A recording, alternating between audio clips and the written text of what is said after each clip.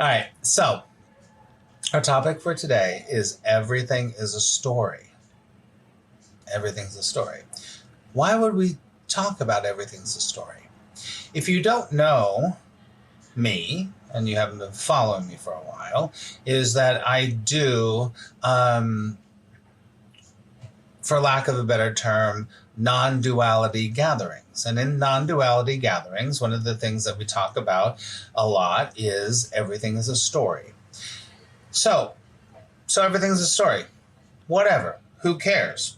But let's talk about what is a story. Let's talk about a story. So a story has a plot, has characters, has a development, has a beginning, has a middle, has an end, has a protagonist, has an antagonist, has an inciting incident, has an epilogue, has a denouement, right? So a story, that's what a story is, right? Story has characters, has a beginning, has a middle, has an end, and it also, a story has a meaning. Every story has a meaning, right? So every story the separated self watches or listens to or engages with, and it means something. So a conclusion is always gleaned from a story in general. So you watch The Little Mermaid, and you watch The Little Mermaid, one of my favorite stories when I was growing up. And The Little Mermaid story has characters. There's a mermaid. There is a prince. There are sea foam. There are villains. There are sisters. There's King Triton. There's all that. Right. So the original one, not the Disney version, but the original Hans Christian Andersen. And so the story goes where the woman, the Ariel, the Little Mermaid, sees the prince. She falls in love with the prince, and she's like, oh, I want to be a human. I'm going to sell my soul so I can have legs and I can fall in love with the man, right?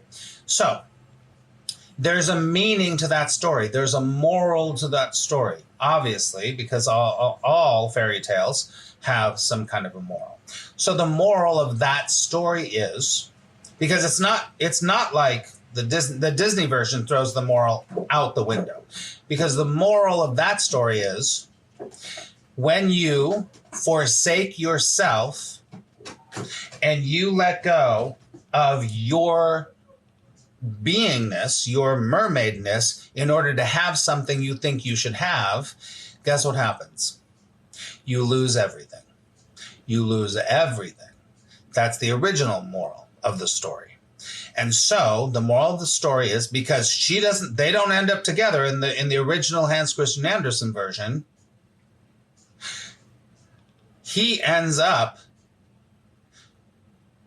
marrying and living with the sea witch on the castle, on the cliff, and she ends up the sea foam on the rocks, smashing up against the rocks for all of eternity, watching him live his best life with the sea witch, right? So the moral of that story is, don't forsake yourself. Don't give yourself over so that you, for what you think you want, right? It's unrequited love, but it's all about forsaking yourself. You understand? So this comes back to everything's a story. So that's the meaning of that story. So that's what a story is. Everything's a story. So who cares? Everything's a story. Right. Now, what's wrong with a story? Nothing's wrong with a story, and nothing's right with a story. But for our purposes, what I want to kind of explore tonight, and if you're new coming in here, my name is Max Ryan, and I am a facilitator of conversation. So maybe you might be thinking of something here, is that when you're in the separated self, you give meaning to everything, right? Nothing wrong with that. And as you give meaning to everything, You create a story about it. There's a story about this lip gloss. There's a story about this soda. There's a story about this makeup brush. There's a story about your father. There's a story about your mother. There's a story about your past. There's a story about your future. There's a story about your spiritual development. There's a story about the world. There's a story about politics. There's a story about the environment. There's story, story, story. Everything is a story. But why are we bringing this up? Why? Let me ask you this now. Why do you think it's important to understand everything's a story?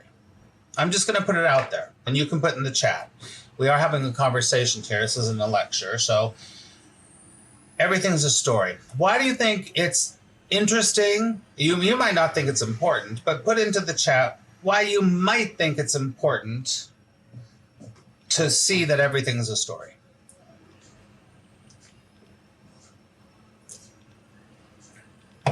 Moya says, because you can reframe your story. Interesting, very good. Lisa says, you can learn from stories, like in your example. Yep. Jean says, so you realize that you can change the story if you want to. These are awesome, very cool. All right. Right. So, anyone else want to say anything about stories? Because you can stop reading the story. Interesting. Focus on the meaning. I think you mean meaningful ones. Very good. Jerry just says, because stories are meant to entertain, and in the end, we simply witness while we play the character. Very cool, Jerry Joe. So that you can alter the outcome. So you can create your own story. Very good. Okay. All of those are awesome. They're all great. It's interesting, you know, how do I say this? It's something that I address quite often, especially lately. There is living in the dream state. And when I say the dream state is that everything is real in your world. The consequence is real, the failure is real, the success is real, your health is real, your body is real, everything's real. That's the dream state, right? In the dream state, it is very empowering to understand that you can write your own story. You can create your own story. You do not have to have the story that society is telling you, that your mother told you, that your sisters tell you, that your culture tells you. You don't have to have that story. You literally, and this is the beginning of understanding, oh my God, I'm free. I'm free. I can have a different story. This is the beginning within the dream state, within that framework of the dream, right? And when I say dream, it means because everything's illusion. Now, let's take it to the next level. The next level is, it's very beneficial to understand that everything's a story. If you are interested in moving out of the illusion and into unconditional freedom. Because as long as everything's a story, you are not free. Even if the story is about freedom, it's still a story. It's still a story. If there's a pulling or a calling or an attraction to total freedom, then we have to consider that everything's a story. And every story is just another story. It's not the truth.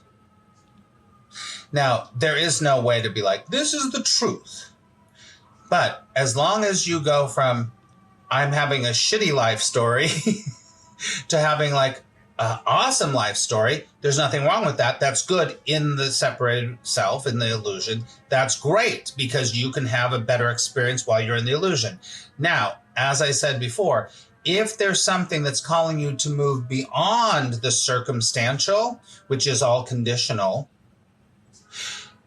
you have to really consider letting go of any story. Because all we do in the illusion go, the story's bad. Now I'm going to change it. The story's good. Nothing wrong with that. No, the story's good. I want to make it better. So it's a better story. And that is completely within your purview of how you're going to move through the world. And there's the rub, how you're going to move through the world.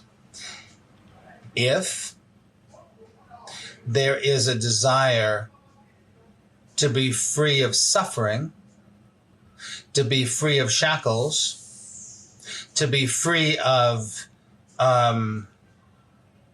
being a slave of one belief to another, we have to consider, I don't have to do anything, but I will posit to you, have to consider letting go of all story. The story about your money, the story about your past, the story about your future, the story about your children, the story about the politics, the story about the environment, the story about whatever.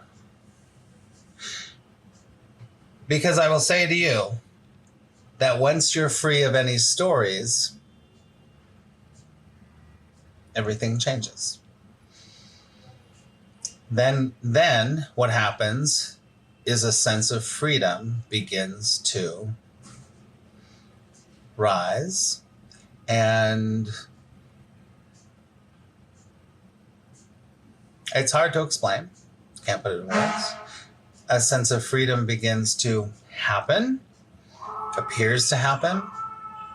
A sense of flow begins to happen because you're not at the whim of a story. Now, let me say this. What I'm telling you right now, you might be listening to this and you might be listening to, this is another story. But what I'm pointing to here is the breaking through of another story. Because a story is just like a belief, right? So you can have this belief here. And you're like, I don't like that belief. I'm going to go this belief here. You're just changing one belief to another belief. So that's what's going on. There's nothing wrong with any of this. Remember, I'm not here to tell you what's right or wrong or whatever. We're just having a conversation to allow you to maybe consider what your experience would be when there isn't a story. If you didn't have a story about your weight, if you didn't have a story about your past, if you didn't have a story about your spiritual path, take a deep breath.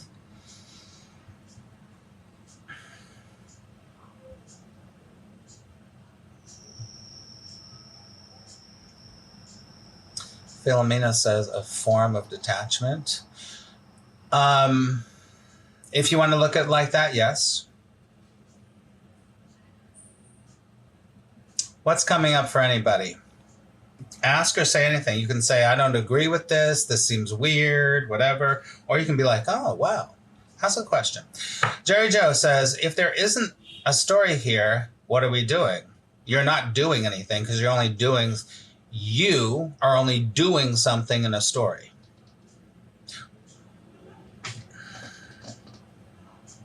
Doing is a story.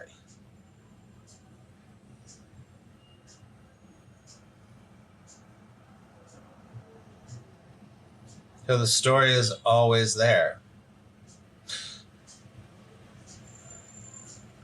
No. What's before the story?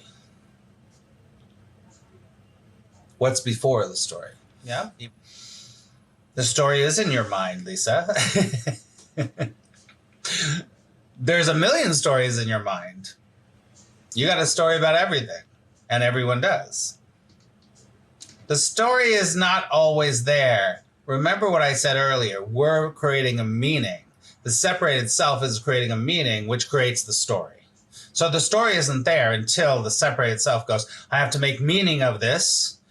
Walking to Central Park means blah, blah, blah, blah, blah, blah, blah. Picking up my kid from work means blah, I'm a good mother, right? So the separated self creates a meaning, and in that meaning there comes a story. What if there wasn't a story?